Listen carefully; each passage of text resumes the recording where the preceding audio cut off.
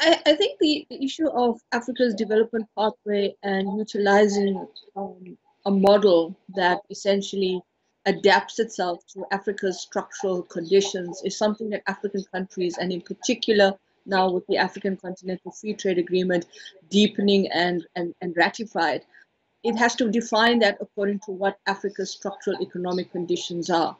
I think they can actually adapt and look at how the successes and challenges and difficulties other countries have engaged in terms of their own economic development model or industrialization pathway. But for Africa right now, the challenges are really around understanding a number of key structural conditions. Most importantly is how do you actually create cross-border trade? How do you develop the infrastructure for logistics and transport and trading goods and services? How do you deal with the differentiation of economies, particularly along the lines of if you're moving towards deeper inter-Africa trade, deeper market integration, as well as regionalism.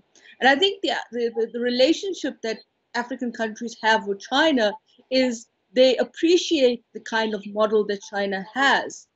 But I think both sides are more cautious in coming out and saying this is the blueprint.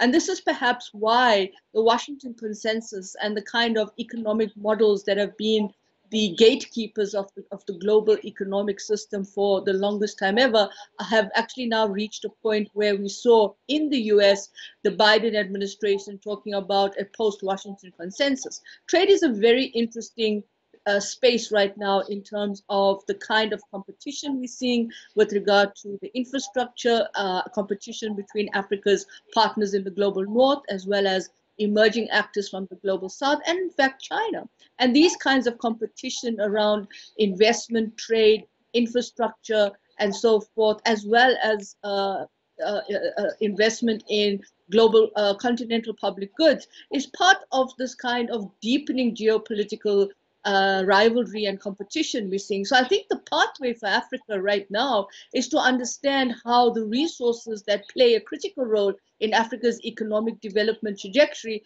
is actually utilized to do industrialization at home, and how this can then complement into the global value chain of production, etc. And I think this is where we are right now.